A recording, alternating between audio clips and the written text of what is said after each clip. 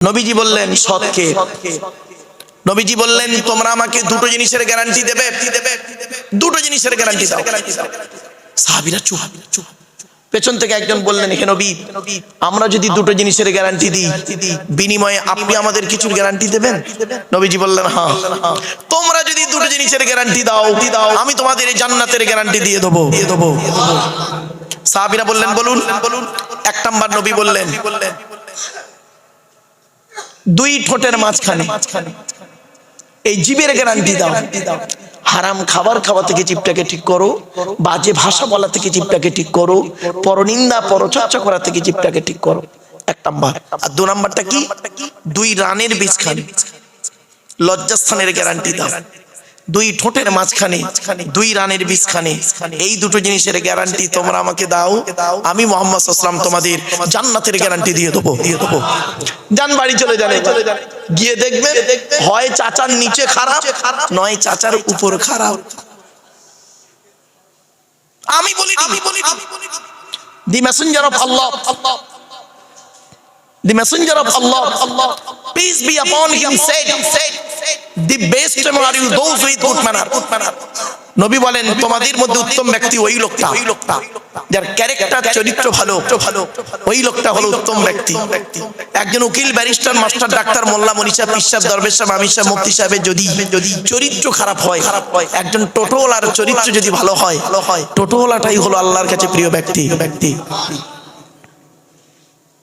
কি আফসোস, হুকমের কারণ নিয়ে চাচা আমার পাকা চালিয়ে তাহাজ্জুদের নামাজ পড়ছে। হুকমের রাগ করবেন না ভাই, নবীজি বলেছেন, আমি বলিনি। লানাল্লাহু মান সারাকা মানারাল আরদি, ওই সমস্ত লোকেরা জাহান্নামায় যাবে যারা জমির আল চুরি করে করে জমি বাড়িয়ে নেয়। কত আলচোর চাচা এখানে বসে আছে, আল্লাহই ভালো জানে। কি মুশকিল। আমার বাপের চলুন একটা করে আলোচনা করি। এক নাম্বার হলো কি? সৎ হতে হবে।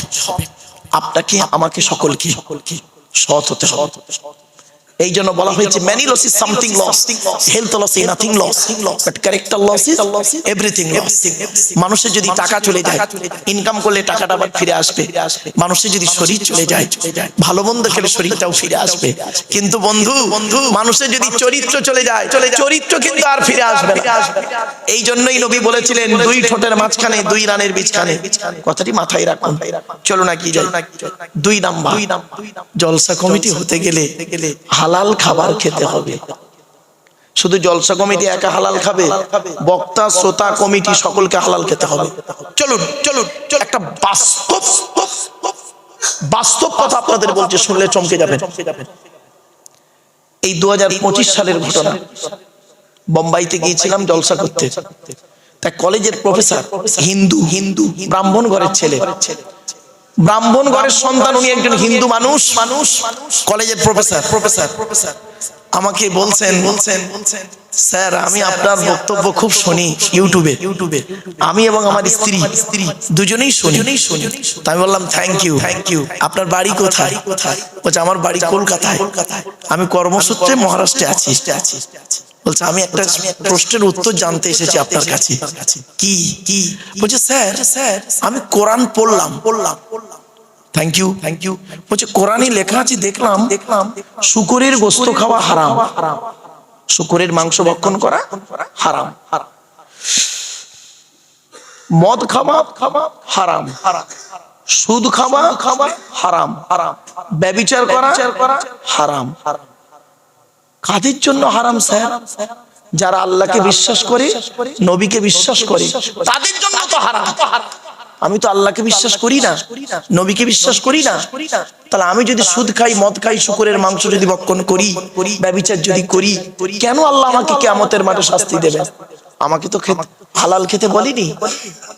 প্রশ্নটা বুঝতে পেরেছেন? আর ভাই প্রশ্নটা বুঝতে পেরেছেন কি বলুন? উত্তরটা দিচ্ছি শুনুন। মারাত্মক কঠিন প্রশ্ন।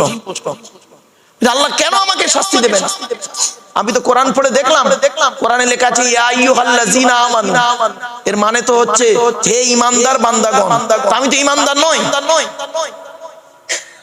তখন আমি বললাম স্যার আপনি গোটা কোরআন পড়েছেন? বলছে হ্যাঁ। আমি বললাম প্লিজ স্যার কিছু মনে করবেন না, একটু মিস্টেক হয়ে গেছে কোন এক জায়গায়। সে কি? আমি বললাম স্যার আপনি কি জানেন এই টোটাল কোরআনে, শুনে নিন বাপেরা, এই টোটাল কোরআনে 3 শ্রেণীর লোককে আল্লাহ হালাল খেতে বলেছেন। কয় শ্রেণীর লোক? 3 শ্রেণীর লোক। চলুন দেখি এই 3 শ্রেণীর মধ্যে আমরা পড়ি কিনা একটু দেখি। উনি পট করে কাগজ কলম বের করে নোট করছেন। বলুন। তাই বললাম 1 নাম্বার কোরআনে বলা হয়েছে নবী রাসূলদেরকে আল্লাহ হালাল খেতে বললেন। পট করে উনি বললেন আচ্ছা নবী রাসূলরা তো হালাল খাবেন, তো এটা আল্লাহর বলার কি দরকার ছিল? কিছু বুঝতে পারছেন ওয়াজ? আমি বললাম স্যার কেন বলেছে জানেন? যাতে করে সাধারণ মানুষের মাথায় এটা না ঢুকে যায় নবী মানে যা খুশি তাই। এত সহজ নয়। কোরআনে বলা হয়েছে 8 নম্বর পারা 10 নম্বর পৃষ্ঠা 6 নম্বর লাইন, সূরার নাম সূরা আরাফ, ফালানাসআলান্নাল্লাযীনা উরসিলা ইলাইহিম ওয়ালানাসআলান্নাল মুরসালিন। এর বাংলা মানে কি? প্রত্যেক নবী রাসূলকে আমি কিয়ামতের মাঠে জিজ্ঞাসা করব, আপনাকে পৃথিবীতে নবী করে পাঠিয়েছিলাম, আপনি কি আপনার দায়িত্ব পালন করেছিলেন? আপনাকে পৃথিবীতে রাসূল করে পাঠিয়েছিলাম, আপনি কি আপনার দায়িত্ব পালন করেছিলেন? নবী রাসূলদেরকে যদি এইরকম প্রশ্নের সম্মুখীন হয় রজিপুরের মানুষ, আপনি আমি কোন ধরনের মানুষ? আপনাকে আমাকে প্রশ্নের সম্মুখীন হতে হবে না? শুনে নিন কোরআন বলছে আয়াহসাবুল ইনসানু আইয়ুতরাকা সুদা, সূরা কিয়ামার মধ্যে আল্লাহ বলছে 29 পারা, মানুষ কি মনে করেছে এমনি ওকে ছেড়ে দেবো? এত সহজ নয়। কড়ায় গন্ডায় হিসাব নেব, তারপরে আমি আল্লাহ যদি ভালো বুঝি তো ওকে ছাড়বো, আর নইলে বলবো দাঁড়া তোর হেয়ারিং বুঝতে পারছি। চলো হাক্কানি আলেম কি? আল্লাহু আজওয়াদু জুদান ওয়ানা আজওয়াদু বানি আদম ওয়াজাদুকুম বাদি রাজুলুন আলিমা ইলমান ফানাশরাহু ইয়াতি ইয়াউমাল কিয়ামাতি আমিরান ওয়াহিদা। এই হাদিসের বাংলা মানেটা শুনুন। আল্লাহ নবী বলেন আল্লাহ হলেন সবথেকে বড় দাতা, আল্লাহর পরে বড় দাতা হলাম আমি মুহাম্মদ সাল্লাল্লাহু আলাইহি সাল্লাম। আমার পরে বড় দাতা কে জানো? আল্লাহ নবী বলছেন আমার পরে পৃথিবীর বড় দানশীল ব্যক্তি কে জানো? ওই আলেম যে ইলম অর্জন করেছেন, ইলম মোতাবেক নিজে চলেছেন, সমাজের মানুষকে বলেছেন, তার ইলম থেকে মানুষ উপকৃত হতে পেরেছে। ওই শ্রেণীর আলেমদেরকে কিয়ামতের মাঠে আল্লাহ এক একটা দলের আমির নেতা করে সরদার করে তুলবে। আমার বাপেরা মাইকের সামনে এসে কিছু বলে দেবার নাম বক্তা নয়। 3টে জিনিস কোনোদিন ব্যাকে আসে না, সব সময় সামনের দিকে যায়। 1 নাম্বার, ধনুক থেকে তীরটা বের হয়ে গেলে ওই তীরটা আর কোনোদিন ব্যাকে আসে না। 2 নাম্বার, দেহ থেকে আত্মাটা বের হয়ে গেলে ওটা আর পৃথিবীতে রিটার্ন দেওয়া হয় না। 3 number, it is very very important, জবান থেকে কথা বের হয়ে গেলে ওটা আর পৃথিবীতে রিটার্ন দেওয়া হয় না। মনে রাখবেন বাপেরা, 1 ঘন্টা ওয়াজ করতে গেলে 3 ঘন্টা বই পড়তে হবে, 3 ঘন্টা স্টাডি করতে হবে, পড়াশোনা করতে হবে 1 ঘন্টা লেকচার দিতে গেলে। আমার বাপেরা আমি আপনাদেরকে করজোড়ে নিবেদন করছি জলসাটাকে না সুন্দর করে তুলুন। আপনারা কোরআনের মাহফিল দিন, কোরআনের মাহফিল দিন। 2 দিনে 3 6 জন বক্তা ওয়াজ করেছেন, তাই না বাবা? তাই তো নাকি? আমি ভুল বলছি? বাইরে 3 6 জন বক্তা, কালকে 3 জন, আজ 3 জন, 6 জন বক্তা। 6 জন ভাই যদি 6টা সূরার তাফসীর করতেন তাহলে 20 বছর পরে 6 কোটি বল 120টা সূরার তাফসীর হতো। অর্থাৎ গোটা কোরআনটা কি রজিপুরের মানুষ জানতে পারত। কোরআনের সূরা আছে তো মোটে 114টা। আমার বাপেরা সবই রয়েছে এর ভিতরে। প্লিজ আমি আপনাদেরকে অনুরোধ করছি আসুন একটা একটা করে আলোচনা করি। আচ্ছা বাপেরা, টেনে বলছি না বলে অসুবিধা হচ্ছে? হ্যাঁ, একটু দাঁড়ান, মালটা একটু গরম হয়ে যাক, টেনে দিচ্ছি বাবা, কারণ মানে টান না দিলে খুব সমস্যা বাবা। চলেন টান দিচ্ছি বাবা, একটু ধৈর্যের পরিচয় দিন।